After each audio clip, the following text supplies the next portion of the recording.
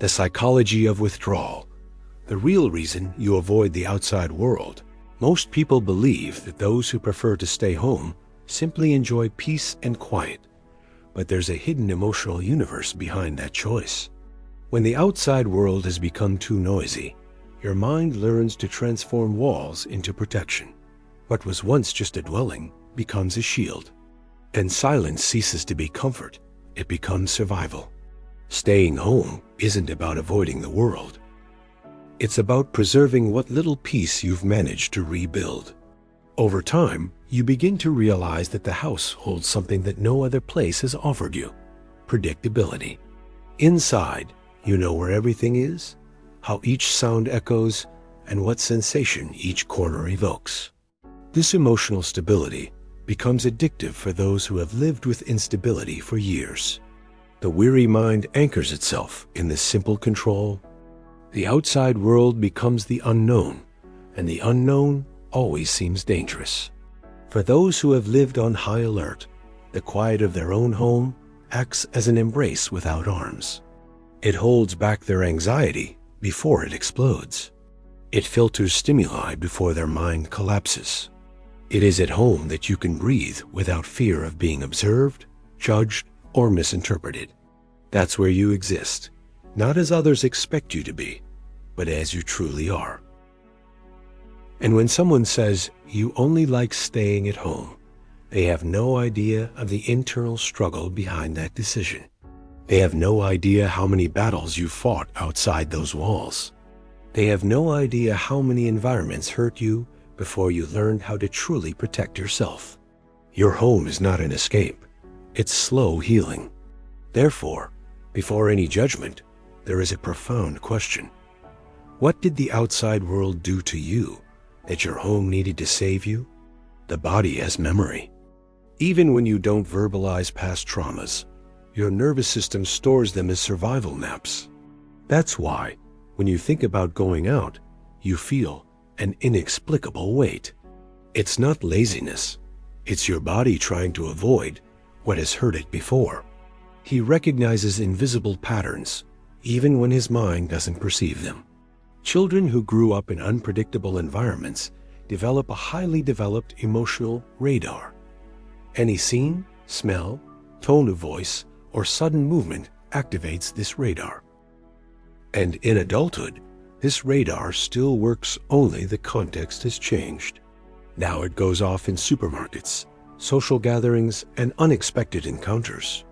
The body doesn't understand that the danger has passed. It only reacts. You don't avoid the world because it's big. You avoid it because your body has learned to shrink. Every time you think, "I'd rather stay home," your biology is trying to protect you from a threat that may not even exist anymore. But to it, it still does. It's an automatic, primitive, silent defense. Therefore, withdrawal doesn't stem from a conscious choice. It stems from survival. People who carry old wounds protect themselves before hurting others. And the body, in a desperate attempt to keep you alive, pushes you indoors. This protection can be suffocating, but it has an emotional logic. The great truth is simple. Your body isn't trying to hold you back. He's trying to save you from something you've already overcome, but he hasn't realized it yet. There are people who are not shy, but rather accumulated emotional fatigue. You don't withdraw from the world because you don't know how to socialize. You withdraw because you learned from an early age to observe, measure, filter, and interpret everything around you. It's an invisible weariness, a silent fatigue that accompanies you in every superficial conversation. What drains people isn't their presence. It's the need to protect oneself while with them. For many, entering a social setting simply means fulfilling a role. For you, it means preparing yourself emotionally to deal with stimuli, stares, expectations, noises, and even energies that your body picks up without asking. This hyper-processing is exhausting, even if you don't realize it. And when you finally get home, you realize that just being out there has already left you exhausted. This type of exhaustion creates internal confusion. You like people, but prolonged contact drains you. You love company, but you need silence to function. You want to participate, but your body is asking for a break. And for years, maybe decades, you blamed yourself for it, not knowing it was just your nervous system asking for rest. Society has taught you that isolation is weakness, but your sensitivity is a rare skill. You perceive nuances that others ignore, interpret emotions that no one verbalizes, and sense tensions before they explode. And because you feel so much, you withdraw in order to survive. The truth is, you don't distance yourself from people. You distance yourself from the emotional noise they carry. Many people don't talk about it, but one of the biggest reasons for avoiding the world is the fear of failing it. People who grew up hearing harsh criticism or unrealistic expectations carry a deep wound, the constant feeling that they are never enough. And when you believe that your best is never enough, every outing becomes a test. Every date becomes a trial. Every conversation becomes a risk. This fear creates a layer of self-censorship. You measure your words, control your gestures, calculate your responses before speaking. All this to avoid being misunderstood, to avoid hurting someone, to avoid becoming the target of judgment. It's exhausting to live like this. Externalizing becomes draining, so withdrawing becomes a relief. Over time, you begin to avoid situations that demand emotional performance. Not because you can't handle it, but because your mind has learned to sacrifice itself. It avoids the pain before the pain happens. And so, withdrawal ceases to be a choice and becomes a mechanism. You start to believe that by staying home, you avoid disappointing the world, and avoid the world disappointing you. This dynamic creates an emotional bubble that seems protective, but also limits your genuine connection with other people. It's the paradox of self-preservation. Ultimately, there's a question that almost no one asks, but it sums it all up. How many times have you tried to be enough ... and no one noticed your effort? For many, silence is simply the absence of noise. For you, silence is therapy. After years of dealing with tension, criticism, demands, and emotionally unstable environments, your body has learned to seek what doesn't hurt. Silence becomes a balm, a place where the world doesn't invade, doesn't demand, doesn't charge. That's where you can hear yourself, maybe for the first time that day. When you choose to stay home, you're not rejecting the world. You're choosing to breathe. Every minute of pause calms the information overload your mind has carried since childhood. People who have felt fear, uncertainty, or emotional pressure very early on get used to chaos, but they never stop longing for peace. Silence becomes what childhood was not, predictable and safe. The home becomes a territory where you control what enters. And this control isn't obsession, it's redress. You can finally decide who has access to your energy, your time, your emotional space. This feeling of autonomy is so rare that the body defends it tooth and nail. That's why going out sometimes seems too dangerous. And when they say you're too quiet, no one imagines the emotional price you would pay to be noisy. No one knows how many feelings you swallowed to maintain peace. No one saw the effort you made to not burden anyone with your pain. Silence is the rest your soul has never received. The truth is harsh, but liberating. You don't love isolation. You love what isolation gave you back, peace. Almost always, the adult who prefers to stay at home was the child who had nowhere to run. They grew up trying to guess moods, avoid conflicts, and foresee emotional disasters that weren't their fault. They grew up too responsible, too attentive, too sensitive. And this sensitivity, once necessary for survival, has become a burden in adulthood. Children who have had to fend for themselves learn to withdraw so as not to bother others.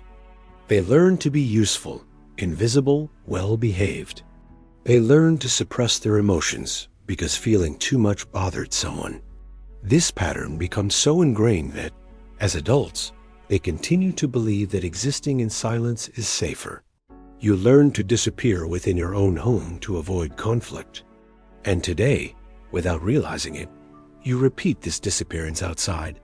The mind associates exposure with danger, vulnerability with risk, and socialization with burnout. It's not that you don't like people. It's that your body still thinks it needs to outlive them. Even though you're grown up, you still carry within you the child who yearned for stability. Today, your home fulfills the role that no one else could for that child, offering shelter, predictability, and clear boundaries. And every time you choose to stay home, you are choosing to protect that child. Therefore, before blaming yourself for preferring to stay home, ask yourself, who would I be betraying if I abandoned myself to cater to the world? The child I once was, or the adult who still struggles to remain whole? Some people experience the world with heightened intensity. They perceive micro-expressions, atmospheres, silent tensions, unspoken emotions. This type of sensitivity is not a flaw, it's an emotional talent. But when it's not understood, it becomes a burden. Highly sensitive people absorb the chaos of others as if it were their own. And that makes the world out there too big, too fast, too noisy. Therefore, withdrawal is not laziness. It's a filter. You distanced yourself so as not to carry what doesn't belong to you, so as not to get lost in the pain of others, so as not to suffer from emotions that aren't yours, but that your body insists on feeling. Sensitivity becomes an antenna, and there's no off switch. This profound perception allows you to see what others ignore, but it also leaves you vulnerable to excess. Crowded places keep you on edge. Long conversations drain you. Abrupt changes confuse you. So you learn to limit contact, to control your environment, to withdraw when you feel you're absorbing too much. The world demands strength from you, but you are already strong. It's just not in the way the world understands it. Your strength lies in your ability to feel, perceive, connect, and interpret. It's a silent, yet immense strength. And it is precisely this sensitivity that taught you to protect your own mind. Ultimately, the truth is simple and liberating. Staying home doesn't make you weak. It makes you whole. There is a silent pain that accompanies those who prefer solitude. Guilt. The guilt of not being sociable enough. The guilt of refusing invitations. The guilt of not living up to expectations. This guilt stems from the fear of disappointing, but also from the feeling that your energy has limits that the world insists on denying. You don't avoid people. You avoid wasting what little energy you still have. The social pressure to be open, communicative, and extroverted creates an unfair burden on those who need silence to function properly. You try, you make an effort, you participate, you smile, but you go home emotionally destroyed. And yet, there's still a sense of guilt for not having been able to be more. Over time, you realize you can't sustain personas that drain you. You weren't born to live in the spotlight. You weren't born to perform sociability. You weren't born to prove anything to anyone. And this discovery, while liberating, also hurts. Guilt arises when you begin to prioritize your peace, when you finally say no, when you withdraw to breathe. But this guilt isn't yours. It was taught to you. It's a reflection of a world that demands noise from people who need silence to survive. You owe nothing to this world. The most honest message your body is trying to give you: you don't need to be what the world wants. You need to be what your mind needs to stay healthy. The peace you feel inside your home isn't laziness, isolation, or comfort. It's an achievement. It took you years to learn to recognize what hurts you, what drains you, what throws you off inside. And most importantly, it took you even longer to have the courage to choose what makes you feel good. The inner peace you protect today is the result of wars no one saw. Your home has become the only space where your emotions breathe without judgment. There, you don't need to perform, impress, conform, or fit in. There, You exist effortlessly. And for the first time, that's enough. Many people don't understand why you cherish this refuge so much. They don't know the chaos you had to tame within yourself. They don't know how many nights you spent trying to organize what the world messed up. Therefore, they cannot understand the sacred value of their tranquility. You've learned that peace isn't the absence of noise. It's the presence of authenticity. It's the moment when your body doesn't shrink, your mind doesn't hide, and your energy doesn't beg for rest. It's the first time you feel like you belong somewhere. And the ultimate truth is powerful. You're not afraid of the world. You're just unwilling to lose the peace that was so hard to achieve. Contrary to what many believe, seclusion didn't distance you from life. It brought you closer to yourself. In the silence, you began to see parts of yourself that the noise had hidden. Old fears, forgotten dreams, ignored limits, real needs. Staying home gave you something the world never gave you: access to your own self.